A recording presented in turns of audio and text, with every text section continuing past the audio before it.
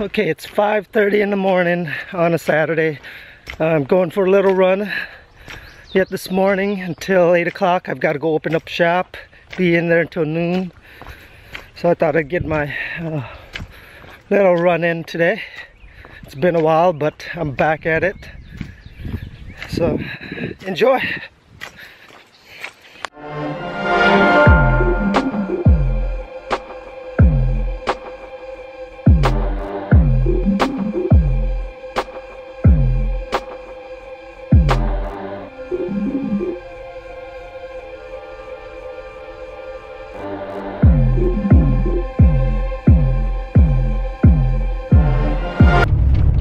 Got done with my run and walk. Now I'm heading down to the office.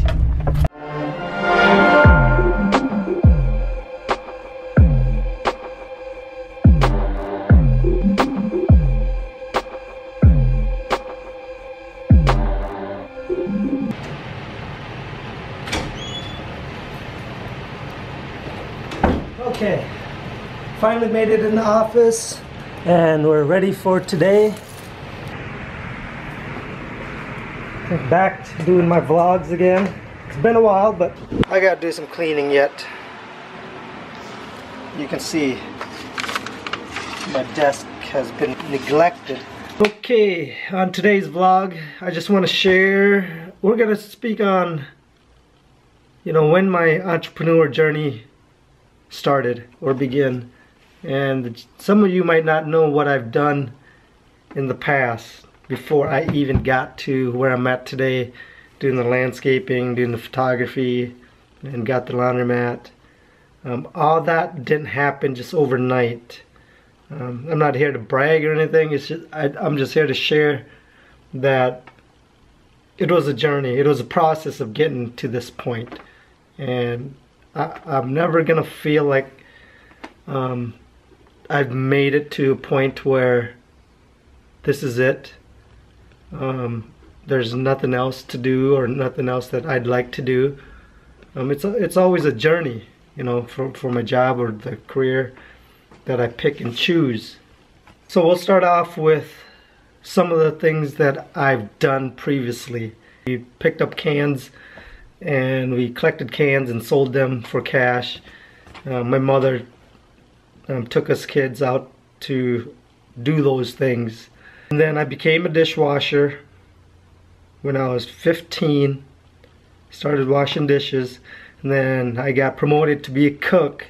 I've worked in a turkey hatchery where they hatch turkeys and then they send them out to a farm.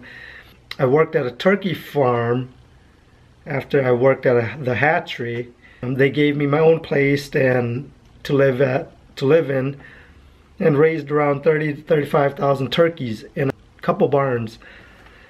And I don't know how I did it, but I managed to keep them alive, and I did that for a few years.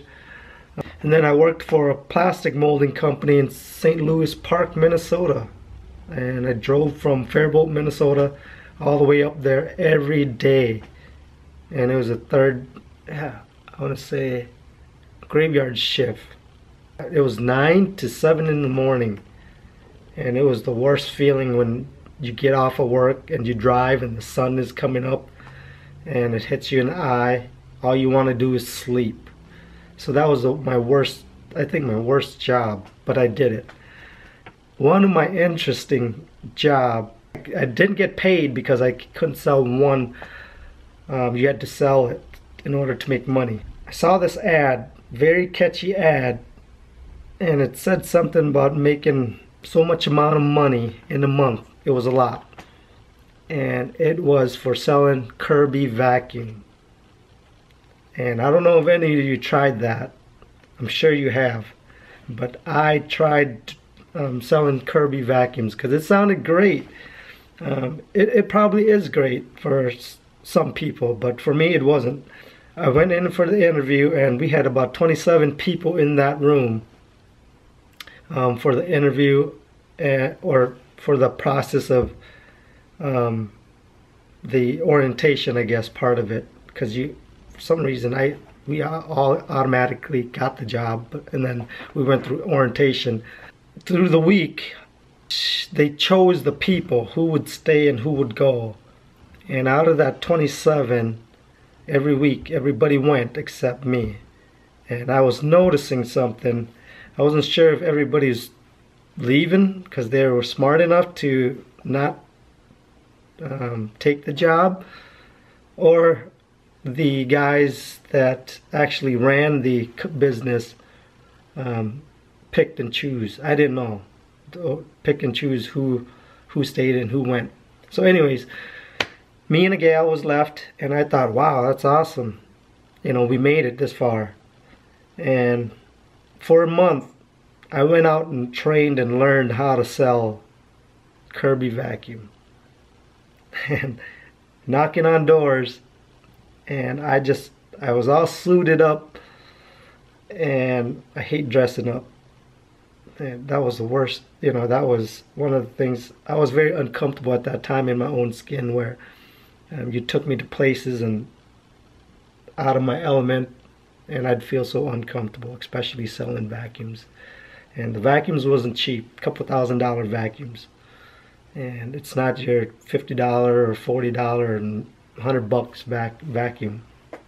I'd stuck around for a month, and I thought maybe I'd sell one. If I sell one, that's all I need for a month to make ends meet, you know, to pay my rent and have food. But for a month, I worked, didn't make anything. And finally, one day, me and the owner were having lunch, and I felt bad. I felt bad, but I had to do it. So we were eating, and I told him, I said, I'm gonna go to the gas station and grab something. And I never came back. I never went back to the office. I never told him I was leaving. I just left. I felt so bad doing that, but at that time I didn't know any better, and I didn't want to face the fact that, you know, I didn't want to work not getting paid for a month. But one valuable lesson I learned from trying to sell Kirby vacuums was that the man taught me how to sell, how to be comfortable in my own skin, even though I wasn't at that time. And just the hustle part of it. That was the value, I think, that the lesson to be learned when I was doing that. So I didn't think it was a waste of time trying to sell them vacuums. It was a process. I think it was a process in a time in my life where I needed to see that. So that was just, yeah, that was not for me.